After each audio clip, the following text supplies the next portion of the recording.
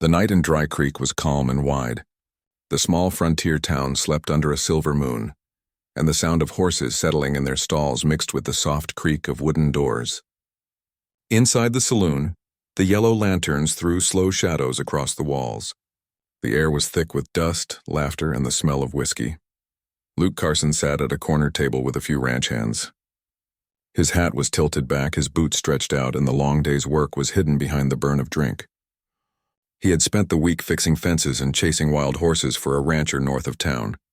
His hands were rough, his face sun-browned, and his heart was tired. Tonight he only wanted to rest his mind and forget the silence of the desert. The piano player had stopped for the night, and the men had turned to jokes and stories. Most of it was harmless, just noise to push back loneliness. But whiskey makes men careless. Luke laughed louder than usual, not because the jokes were funny, but because he wanted to feel lighter. Then the door opened. The sound of boots and voices went quiet. A cool wind slipped in, carrying desert dust. A young Apache woman stepped inside. She wore a simple shawl that covered her shoulders, and her dark hair was braided neatly down her back.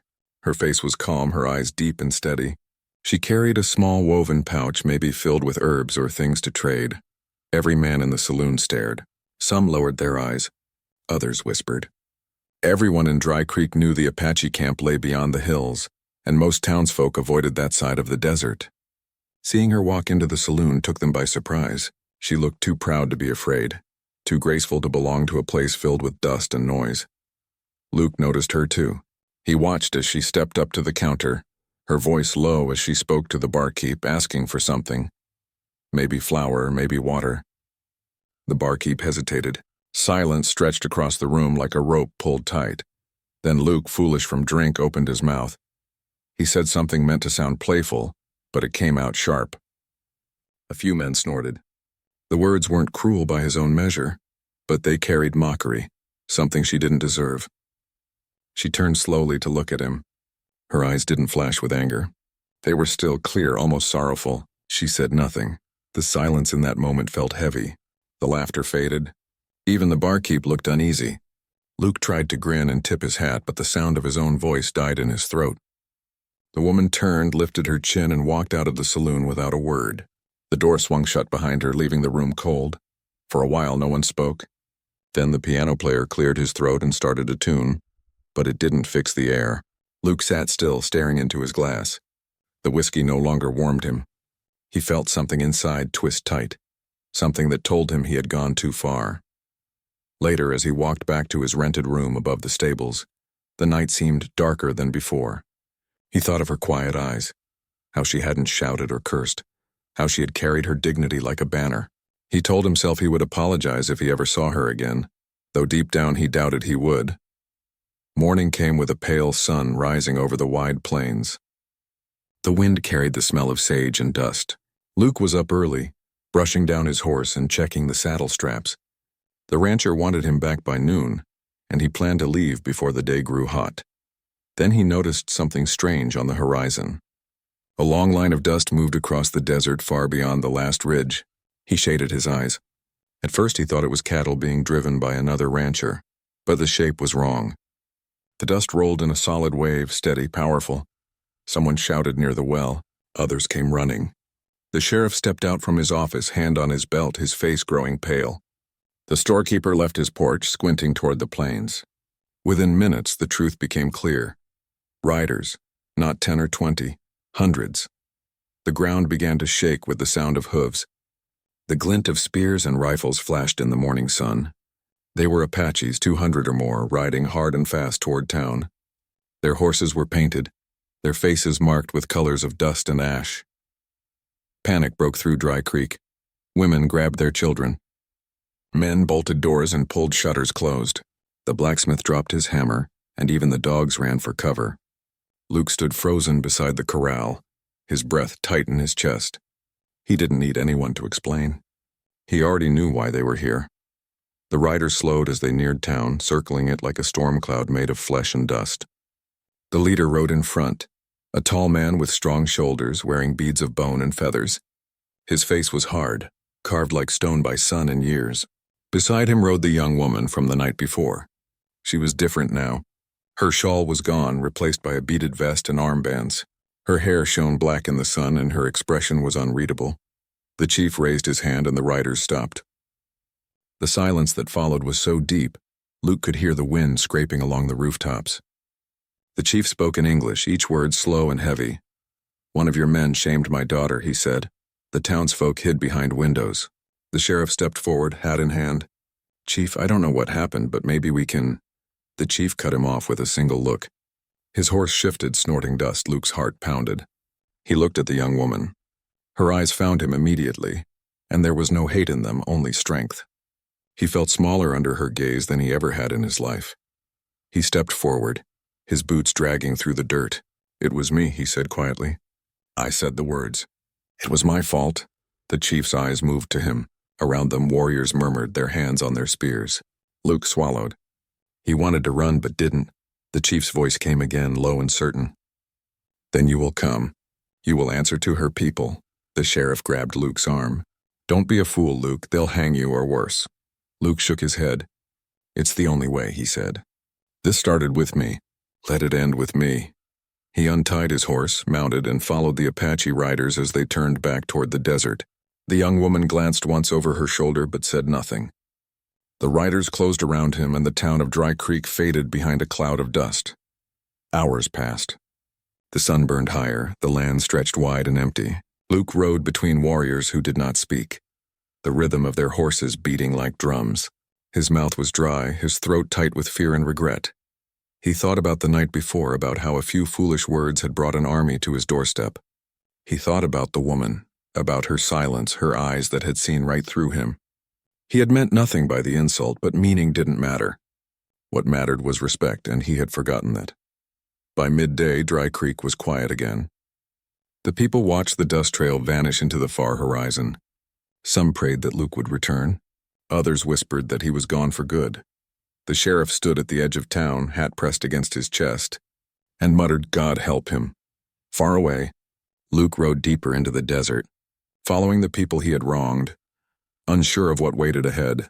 The sun glared down, the wind carried only silence, and somewhere in his chest the first seed of understanding began to grow. He didn't yet know that the journey he feared most would become the lesson that changed him forever. The desert stretched for miles under the burning sun. Luke rode in silence, surrounded by Apache riders who said nothing to him. The horses moved in a steady rhythm, their hooves leaving long trails of dust behind. The air smelled of sand and heat, and the only sound was the wind brushing across dry rocks. Luke's throat was dry, his back ached, but he didn't complain.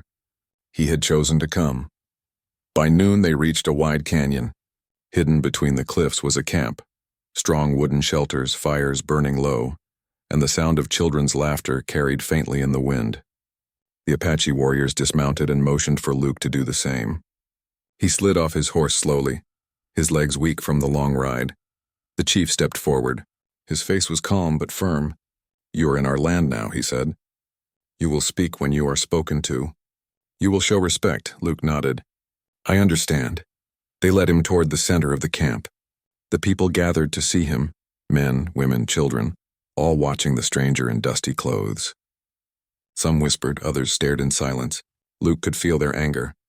But he also saw something else in their eyes: pride, unity, and the strength of a people who had been tested many times before.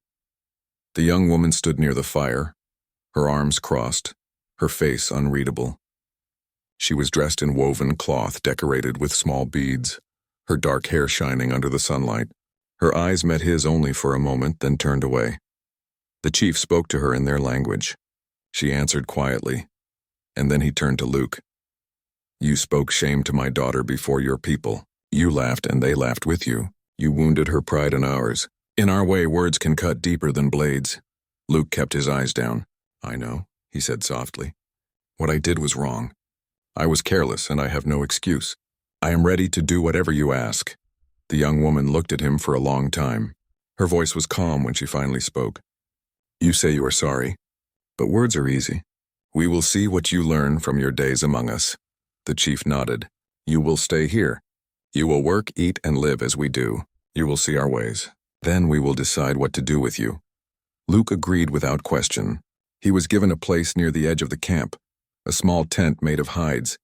For the first few days, no one spoke to him. He woke with the dawn, worked wherever he was told, and ate in silence. He carried water, cut wood, and helped repair fences for the horses. The work was hard, but he didn't complain. Every evening he sat by the fire and watched the tribe gather.